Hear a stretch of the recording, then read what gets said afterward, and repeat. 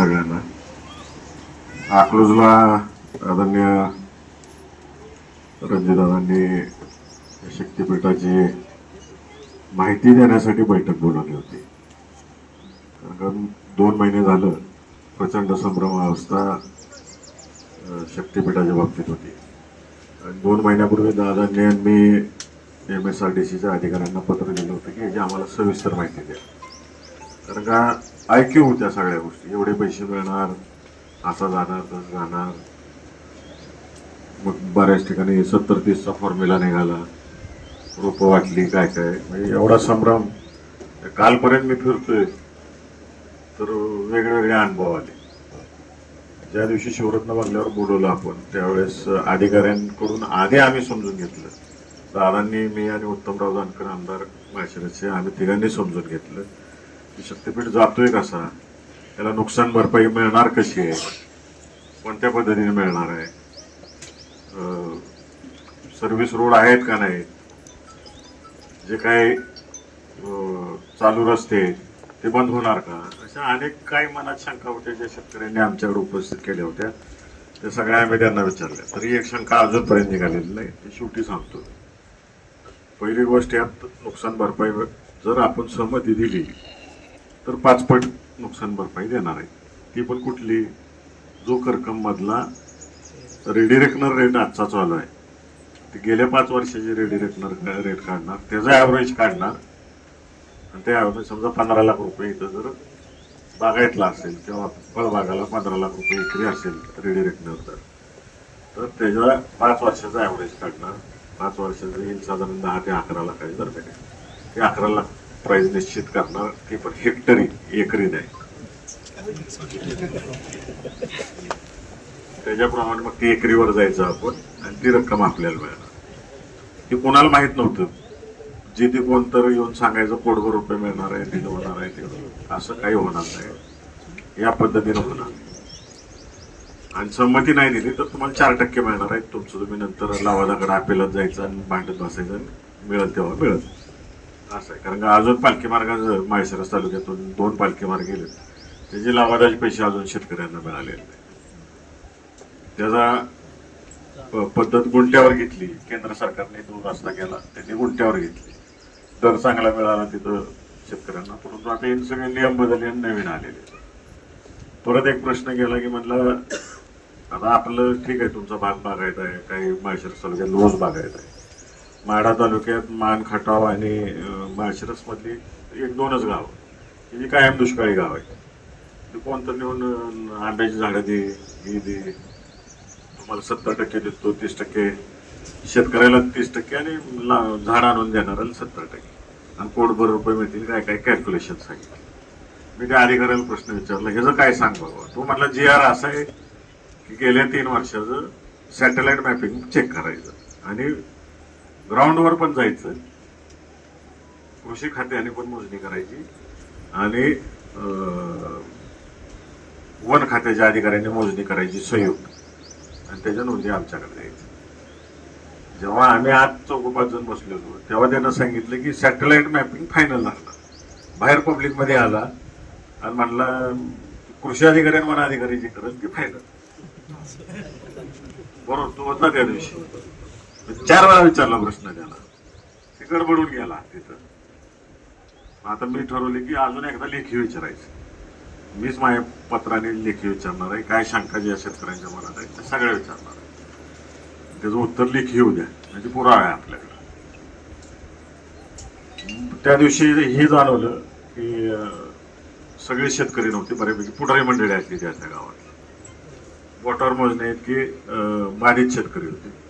म्हणजे ह्याच्यावरनं काय दुखणं समजणार नाही, पाहिजे नाही पाहिजे. म्हणून रणजितदादांनी मला सांगितलं की तू प्रत्येक गावाचा शेतकऱ्यांना भेट. म्हणून मी ठरवलं आणि 3 दिवस झाले फिरतोय. आज पंढरपूर आणि माळशिरस आणि माढा कंप्लीट होते सगळं फिरून. राहतोय मान, खटाव, एक 8-10 दिवस बाहेर गावी. तिथून आल्यावर पुन्हा एकदा ते 2 गाव मान, खटाव तालुका करणार आहे. म्हणजे महिनेपर्यंत आपलं शेवटचं टूक आहे. तो तर काय पूर्ण दुष्काळी भट्ट आहे. परंतु आता तिथं सुद्धा तुमच्यासारखं कॅनॉल झालीत, मग लोकांनी गुंतवणूक केलेली आहे. आजपर्यंत काहीच नव्हतं. लोक काम आता डेव्हलपमेंट करायला लागलेले आहेत. त्यांची काय अपेक्षा आहे अजून मी ऐकलेलं नाही, तिथं जाऊन ऐकलेलं नाही. आणि हा दौरा जो करतोय मी की मी सगळ्यांचं ऐकून घेणार आहे. तो एकदा सगळा दौरा संपला की त्यावेळेस फक्त तुम्हाला सगळ्यांना बोलवणार आहे. आता तुमची सगळ्यांची व्हॉट्सअप ग्रुप झाली, तर त्यावेळेस मात्र सगळ्यांनी या आणि मग आपण बसून धोरण ठरवायचं. भांडणाचे 2 प्रकार आहेत, मी त्या दिवशी सांगितले, आजही सांगतो की आपल्याला रस्ताच नको आहे, या मुद्द्यावर भांडायचं. दुसरी गोष्ट की आम्हाला किंमत वाढवून पाहिजे आणि ती किती पटीत वाढवून पाहिजे. सरकार आता 5 पट देणार आहे, ते आम्हाला 20 पट पाहिजे, 15 पट पाहिजे. आता अनुभव 2 दिवस झाले करतोय, प्रत्येक गावाचा अनुभव सांगतो, शेअर करतो जातो. मी सुरुवात केली गारवाडपासून, दुष्काळी गाव आहे, काय पिकतच नाही, त्यामुळे ते म्हणले जाऊ द्या, फक्त किंमत वाढवून मिळाली पाहिजे. जरा चांदापुरीकडे आलो, नेम्मा बाग कॅनॉल खाली, नेम्मा दुष्काळी. ते सगळे म्हणले आम्ही पाईपलाईन करून तुमच्यासारखीच परिस्थिती, पाईपलाईन करून बागा केलेली. त्यांचाही विरोध. खाली तरंगफळ आलो, त्यांचाही विरोध. नेमगावने तर पहिल्या दिवसापासून तुम्ही ऐकलं त्या दिवशी आम्हाला करायचं नाही, येऊन सुद्धा जाणार नाही म्हणले. वेळापुरात आलो, वेळापूरमधनं नॅशनल हायवे गेलाय, त्यामुळं 2 नॅशनल हायवे घेतले. त्यामुळे हायवेच्या कडेला जेवढे आहेत त्यांच्या किमती आधीच वाढून बसलेत, कारण सरकार देऊन बसले, केंद्र सरकार गुंठ्याला 3 लाख 5 लाख देऊन बसलेलं आहे. त्यामुळे एकरी 25 लाख दर झालेला आहे त्यांचा. ते म्हणते जाऊ दे, 50% वेळापुरातली जी बाकीचे शेतकरी आहेत रस्त्यापासून लांब, त्यांना मिळते 5 आणि 6 लाख एकरी. त्यांचा विरोध आहे, उघडेवाडीचा विरोध आहे. काल माड्यात गेलो, माणेगावचा विरोध आहे, सगळी द्राक्ष बघायला आहे. खाली उंदरगावला आलो, उंदरगावचे अजून संभ्रम अवस्थेत आहेत. कोण एजंट लोक गेली ती माहित नाही. त्यांनी सांगितलं 1 कोट एकरी मिळणार आहे आणि आंब्याचे 1 कोट मिळणार आहे. एवढा आंबा लावून ठेवला. काल मी सांगितल्यावर आता बघू काय विचार, म्हणलं 10 दिवस विचार करा, माझा दौरा कंप्लीट होतो. तिथून वाकावचे लोक ती पण संभ्रम अवस्थेत, शेजारचंच गाव असल्यामुळे उपळायला आलो. उपळाईत सगळ्या आजूबाजूचे 3 गाव होते, त्यांनी सगळ्यांनी विरोध केला. काल ह्याच्यात आलो, मोडणीमध्ये संध्याकाळी आलो. मोडणीमधल्या सुद्धा तिथल्या आरंबिरंग जो भाग आहे त्या सगळ्या शेतकऱ्यांचा पूर्णतः विरोध आहे. आज तुमच्यापासून सुरुवात केली, तुमचा तर पूर्णच विरोध आहे. त्यामुळे मी फक्त एवढंच सांगेन की आपण सगळा एकदा दौरा झाला, पुन्हा एकदा बसू, सगळी एका ठिकाणी बसू. तुमचा जो सगळ्या शेतकऱ्यांचा निर्णय असेल तो माझा असेल.